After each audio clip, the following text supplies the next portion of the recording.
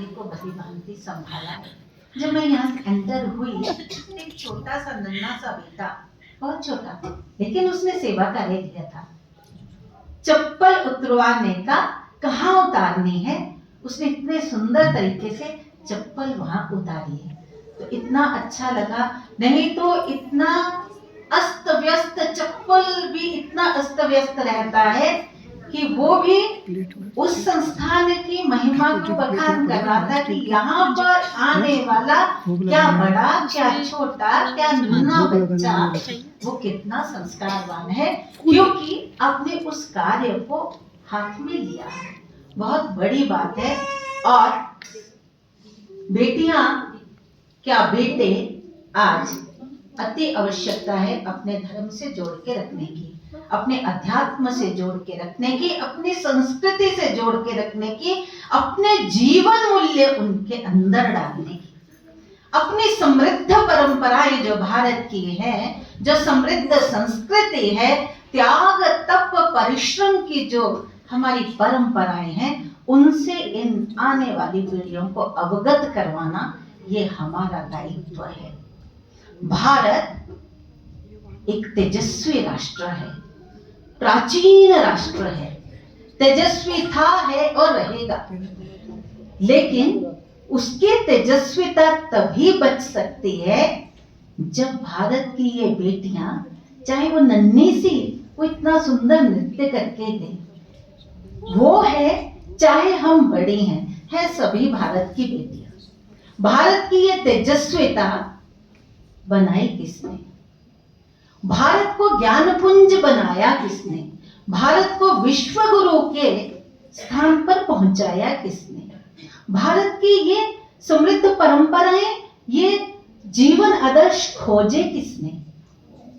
जिन्होंने भी खोजे वो भारत की मां के गर्भ से ही पैदा हुए। इसलिए सबसे बड़ा अगर किसी का योगदान है तो मां का है, हम ही का है, हम माओं का है। ईश्वर ने भी अगर जन्म लिया, चाहे राम जी ने जन्म लिया, चाहे कृष्ण ने जन्म लिया, या स्वामी नारायण जी ने जन्म लिया, उन्होंने भी मां के गर्भ से जन्म लिया। मां ने जो संस्कार दिए, कहां से कहां बालक पूरे विश्व को दिशा देने वाला बन गया। एक मुस्लिम कंट्री आबू धाबी में हम भी इतने आनंदित थे उस दिन, जिस दिन उस मंदिर का भव्य जब लोकार्पण हुआ। अपने माननीय यशस्वी प्रधानमंत्री जी उसका लोकार्पण करने गए, उन्होंने ही किया था। और वो सारे वहां के जो शासक थे वो भी उस मंदिर में आए। जिस मंदिर में जाना, कई बारी यहाँ के अगर उनको बंधुओं को देखो तो नहीं जाना पसंद करते, उन्होंने बोला शांति का पैगाम देने वाला ये मंदिर है, कितने हृदय परिवर्तन करने वाला ये जो कार्य, ईश्वरीय कार्य जो पूरे भारत में नहीं, अक्षरधाम ये संस्थान बहुत बड़ा कार्य कर रहा है, ये पूरे विश्व में कार्य कर रहा है। तो ये साधुवाद का अधिकारी है। आप सभी माएं एक बहुत बड़ा कार्य कर रही है। जो स्त्री है ना, स्त्री अगर आप ध्यान से सुनेंगे, सोचेंगे, सब पढ़े लिखे हैं, उसमें आपके उसको साउंड में क्या आता है? स भी आता है, त भी आता है, र भी आता है ना। स्त्री स त र, 3 गुण रहते हैं ना, सतोगुण, रजोगुण, तमोगुण। ये तीनों गुणों की जो वाहक होती है वो स्त्री होती है। तीनों गुण उसके अंदर रहते हैं। बहुत सुंदर ये व्याख्या है। ये कोई स्त्री लिंगवाचक नहीं है कि ये स्त्री है, लिंगवाचक नहीं है।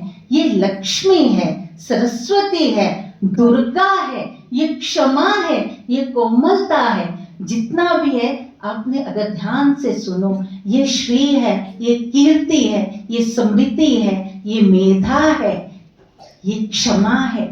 ये इतने सारे गुणों की जो वाहक देह है ना, इतने सारे गुणों को लिए हुए जो ये देह है, ये शरीर है, वही स्त्री है। ये भारत की स्त्री है, ये सरस्वती है, ये स से सरस्वती है, ये र से रजोगुण धारण की हुई लक्ष्मी है, पालन करता है। और ये र जो है ये नहीं, तमोगुण जो है वो भी इसके अंदर रहता है। जब दुष्टता दिखती है तो काली का रूप भी धारण करती है। ये भारत की बेटियों के अंदर ही है, तो पूरे विश्व की बेटियों के अंदर, लेकिन उनके अंदर इन गुणों को उजागर करने वाला कोई नहीं है।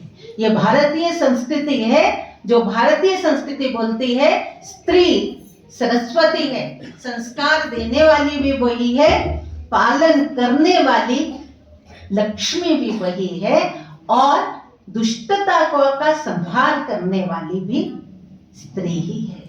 काली रूप दुर्गा रूप भी वही है। अब महिला शब्द सुनते हैं ना, बहुत महिला, एक छोटी सी एक व्याख्या है। मही होती है धरती, धरती, और मैं इसका ह को ना द्वारा दूसरी तरफ भी लेके जाती हूँ।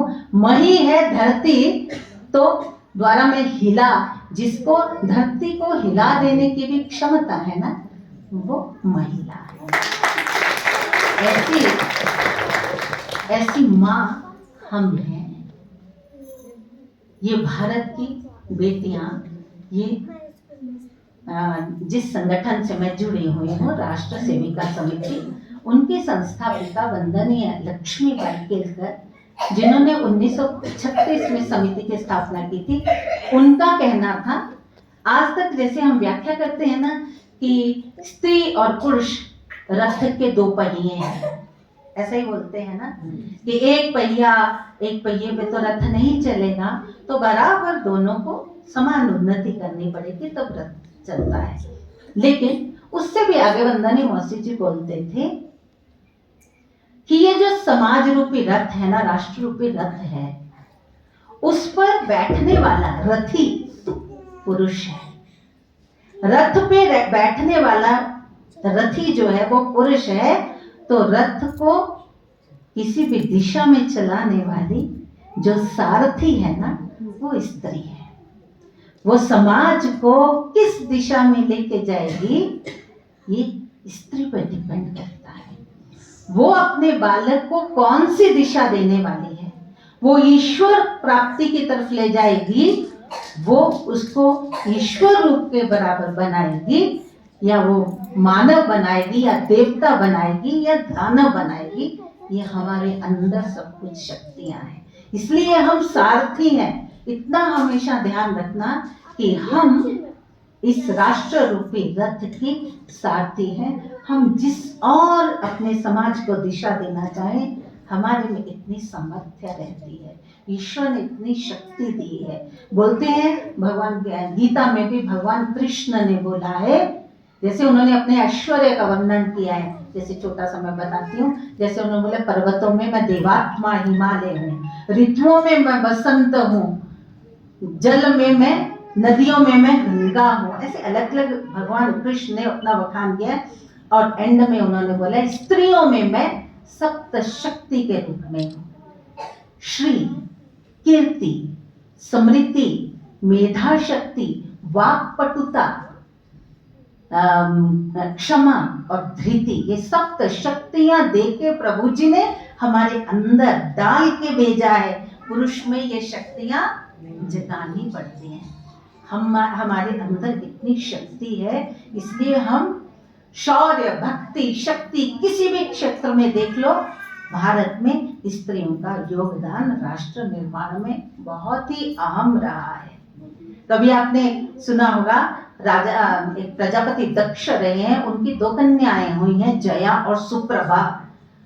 वो आज, जैसे आज टेसी थॉमस, ऐसे केरल की एक पुत्री है टेसी थॉमस, मिसाइल वुमेन जो जिसको बोलते हैं, केरल की है या तमिलनाडु की है, दोनों में से किसी के, दक्षिण भारत की बेटी है, उसको मिसाइल वुमेन बोलते हैं। तो आज से हजारों वर्ष पहले प्रजापति दक्ष के 2 कन्याएं जया और सुप्रभा मिसाइल वुमेन उस वक्त थी। 50-50 मिसाइल्स अग्नेस्त्र उन्होंने बनाए थे। ऐसे विश्वामित्र की बहन कौशिकी उस क्षेत्र में जल का संकट होने से झरनों के पानी को इकट्ठा करके, इतनी बड़ी इंजीनियर थी, झरनों के पानी को इकट्ठा करके नदी रूप दिया और वहां के लोगों की जल समस्या को दूर किया। ऐसे महर्षि कर्दम की जो पत्नी थी देवहूति अपने पति के साथ 9 बार अंतरिक्ष में खोज के लिए गई। ऐसे असंख्य भारत के उदाहरण हैं। ज्ञान, विज्ञान, शौर्य, भक्ति। शौर्य में अगर देखो, रानी दुर्गावती, रानी लक्ष्मीबाई, रानी चेन्नम्मा, इनको कौन भुला सकता है। आज कैकेयी का नाम सुनते ही, वैसे शायद ना भी पता हो, लेकिन कैकेयी कितनी बड़ी युद्ध कुशल एक महिला थी, बहुत युद्ध कुशल थी, सारथी बहुत जबरदस्त थी। तो राजा दशरथ के साथ देवासुर संग्राम में वो साथ गई थी। वहीं पे राजा दशरथ जब बेहोश हो गए थे, उनको निकालना था, तो रथ को दुश्मनों के बीच से जब निकाल रही थी तो रथ का पहिया टूटा, तो अपनी उंगली लगा के खींच रथ को वहां से निकाल के लेके गई और अपने पति के प्राणों की रक्षा की। तभी तो 2 वर मिले थे। उन्हीं 2 वरों का उपयोग कैकेयी ने कब किया था? जब सब समाज को एकजुट करना था, जब राक्षस जो अपना लंका का राजा रावण, उसको जब संहार करना था, तो उस वक्त अयोध्या से सेना चलती। आप ध्यान से सोचेंगे, अयोध्या से सेना चलती तो अयोध्या का रक्षण कौन करता? इतनी बड़ी सेना चलती तो उसका खर्च कितना होना था? तो सब समाज को संगठित करना था, तो कैकेयी के उन 2 वरों का उस वक्त उपयोग किया गया। तो बड़े बड़े ऋषि मुनियों ने, कैकेयी ही एक महिला थी जिसको अपनी मीटिंग में बुलाया था और उसको बोला था, तुम अब उन 2 वरों का उपयोग कर सकती हो। राम को राष्ट्र पुरुष बनाना है। राम केवल अयोध्या के लिए नहीं है, राम को बाहर निकलना है, सब समाज को इकट्ठा करना है, सब वनवासी, गिरिजनवासी को सबको इकट्ठा करते हुए राम जी ने उन गिरिजनवासी, उन वनवासियों की सहायता से रावण का वध किया। सब समाज, आज हम बहुत ऐसा करते हैं, भजन गाते हैं, सच में ध्यान से सुनना है, भजन गाते हैं, मिलने के वक्त भजन गाते हैं, लेकिन राम जी ने जो किया, क्या हम राम जी के रास्ते पे चलते हैं क्या? उस शबरी के बेर तो राम जी ने खाए, लेकिन हम कितना छुआछूत करते हैं। हमारी शिमला में बहुत है। और बोलते हैं लक्ष्मण ने वो छुआछूत की तो मूर्छित होना पड़ा। वो शेषनाग का अवतार थे, इसलिए बच भी गए। लेकिन हम लोग जो छुआछूत करते हैं, कोई छोटी जाति, कोई बड़ी जाति, किसी को मंदिर के अंदर नहीं आने देना, किसी को ऐसा करना। अक्षरधाम में ऐसा नहीं है, लेकिन हिमाचल में है ऐसा। हम सब गाँव से आके शहर में बसे हैं। जैसे हम अपने गांव में जाते हैं, हम वैसे ही होते हैं। सच्चाई है ये। इसलिए ईश्वर का दंड जब हमें पड़ता है, हमें पता भी नहीं लगता कि किस चीज का दंड पड़ रहा है। इसलिए किसी के साथ कोई ऊंचा, कोई नीचा, किसी के साथ छुआछूत, भेदभाव, अस्पृश्यता कभी नहीं करनी। ये भी हमारा ही कार्य है। राष्ट्र को, सब समाज को एकजुट करके चलना है, भारत की ताकत बनाना है ना। उसी का फायदा दुष्ट जन, देश को तोड़ने वाली ताकतें आज कर रही हैं, उसी का लाभ उठाए जा रहे हैं। लेकिन अपने घरों से निकलते, अपने गांव में जाते, हम वैसे के वैसे हो जाते, डरते भी। मुख्य रूप से डरता है लोग यहाँ कि पता नहीं हम पे क्या राज गिरेगी, क्या हो जाएगा।